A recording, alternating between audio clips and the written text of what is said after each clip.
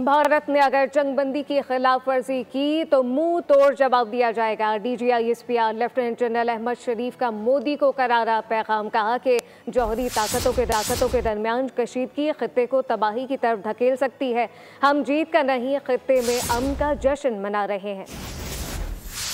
जो हमारी खुद मुख्तारी को चैलेंज करेगा उसका जवाब भयानक होगा। हम अमन चाहते हैं, हमारी अमन की ख्वाहिश को कमजोरी न समझा जाए। तर्जमान पाक फौज का भारत को दो टोक पैगाम। स्काई न्यूज के इंटरव्यू के दौरान DGISPR लेफ्टिनेंट जनरल अहमद शरीफ ने कहा, भारत की जानिब से जंग बंदी की किसी भी खिलाफ वर्जी पर फौरी जवाब यकीनी बनाया जाएगा। दोनों ममालिक के दरमियान संगीन कशीदगी बाहमी तबाही का बायस बन सकती है। उन्होंने कहा, भारत दहशत गर्दी का झूठा बयानिया बनाकर प्रोपेगेंडा कर रहा है। अमेरिका जैसे ममालिक जौहरी खतरात के पेश नज़र भारत के अज़ाइम बखूबी जान चुके हैं।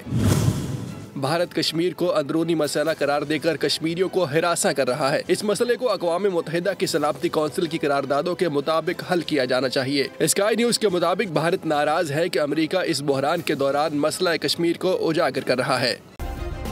सब्सक्राइब करें और बेल दबाएं ताकि कोई खबर रह न जाए।